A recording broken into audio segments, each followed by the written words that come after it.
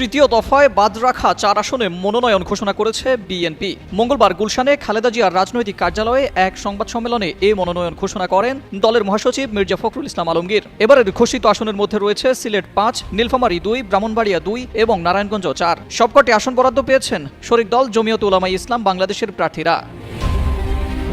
Barrister রুমিন ফারহানার নিজ নির্বাচনী এলাকা ব্রাহ্মণবাড়িয়া 2 আসনে শরিক দলের প্রার্থীকে মনোনয়ন দেওয়ায় শুরু হয়েছে আলোচনা সমালোচনার ঝড়। মনোনয়ন বঞ্চিত হলেও এই আসন থেকেই রুমিন ফারহানার স্বতন্ত্র প্রার্থী হওয়ার গুঞ্জন রয়েছে। এছাড়াও গুঞ্জন শোনা যাচ্ছে অনেক আসনেই স্বতন্ত্র প্রার্থী হয়ে লড়বেন বেশ কিছু হেভিওয়েট নেতা। বিএনপির দলীয় পক্ষ থেকে এতদিন এ বিষয়ে কিছু না বলা হলেও এবার দেওয়া হয়েছে কড়া বার্তা।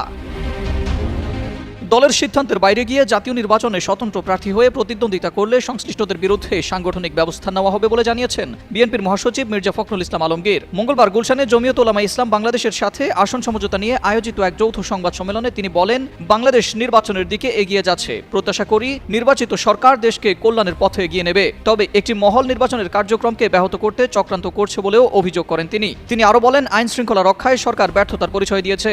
সরকারের প্রতি যে আস্থা রয়েছে বিশ্বাস করি তারা সেটি বজায় রাখবে। দেশের সুষ্ঠু নির্বাচনের পরিবেশ নিশ্চিত করতে সরকারকে আরও সচেতন হওয়ার আহ্বান জানান বিএনপি মহাসচিব।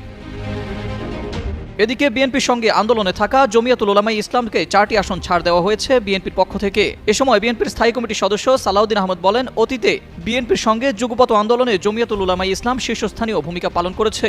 দলটির সঙ্গে নির্বাচনী আসন নিয়ে সমঝোতা হয়েছে। যেসব আসনে জমিয়তুল উলামায়ে ইসলামের প্রার্থীরা নির্বাচন করবেন সেসব আসনে বিএনপি কোনো প্রার্থী দেবে না। তিনি আরো বলেন, বিএনপি ক্ষমতায় এলে ইমাম ও মুয়াজ্জিনদের জন্য বিশেষ ভাতার ব্যবস্থা করা হবে। একই সঙ্গে কোরআন ও সুন্নাহ বিরোধী কোনো আইন পাশ করা হবে না। কওমি মাদ্রাসা থেকে পাশ করা শিক্ষার্থীদের ধর্মীয় শিক্ষক হিসেবে নিয়োগের অগ্রাধিকার দেওয়া হবে।